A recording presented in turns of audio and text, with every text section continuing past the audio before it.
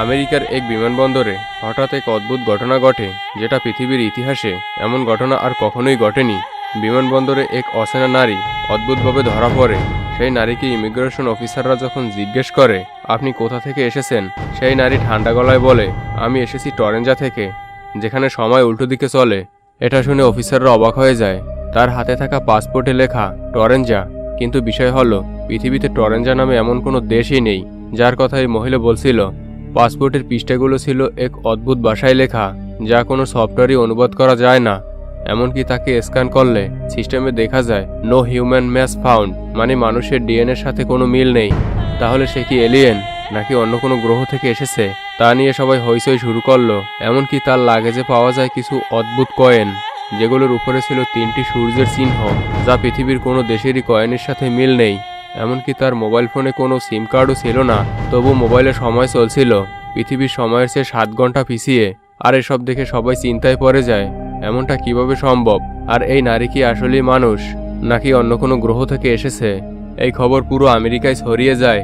কিন্তু অফিসাররা যখন এই মহিলার মোবাইল ফোনটি পরীক্ষা করে, দেখতে পায় সেখানে অদ্ভুত কিছু চিহ্ন ও অজানা ভাষায় লেখা কয়েকটি ফোল্ডার। সব ফাইলের নামের পাশে একটাই তারিখ, 13/13/2097, যা পৃথিবীর কোনো ক্যালেন্ডারই নেই। এরপর তাকে একটি বিশেষ ল্যাবে নিয়ে জিজ্ঞাসাবাদ করা হয়। এই মহিলা শান্তভাবে বলে, আমি টরেঞ্জা থেকে এসেছি, যেটা পৃথিবীর সবচেয়ে ঠান্ডা দেশ। আমরা জানি বর্তমান বিশ্বে সবচেয়ে ঠান্ডা দেশ হলো সাইবেরিয়া, কিন্তু এখানে তো টরেঞ্জা নামে কোনো দেশই নেই। এরপর বিজ্ঞানীরা তার ডিএনএ টেস্ট করে এবং এতে আরও অবাক হয়ে যায়। তার শরীরে পাওয়া যায় 3 রকমের হিমোগ্লোবিন, যা মানুষের শরীরে প্রায় অসম্ভব। এমনকি তার চোখের আলো প্রতিফলিত হয় না, বরং আলো শোষণ করে নেয়। এক পর্যায়ে মেয়েটি বলে, আমি এখানে বেশিক্ষণ থাকতে পারবো না, আমি আমার দেশে ফিরে যেতে চাই, আমাকে এখানে কেন আটকে রেখেছো? আর ঠিক তখনই হঠাৎ করে বিমানবন্দরের নিরাপত্তা কক্ষের সব লাইট নিভে যায়। ক্যামেরাগুলো এক মুহূর্তের জন্য অফ হয়ে যায়। স্ক্রিনে দেখা যায় শুধু সাদা আলো। আলো ফিরে আসার পর দেখা যায় ওই মহিলা কোথাও নেই, শুধু টেবিলের উপর পড়ে আছে তার পাসপোর্ট।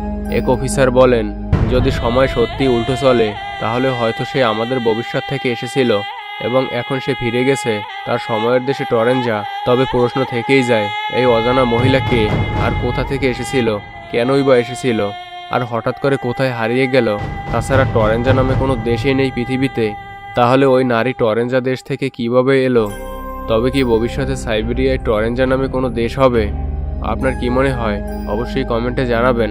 তাছাড়া এমন অজানা রহস্য জানতে আমাদের চ্যানেলকে সাবস্ক্রাইব করে সাথেই থাকুন এবং ভিডিওটি শেয়ার করে দিন, যাতে অন্যরাও এই রহস্য জানতে পারে।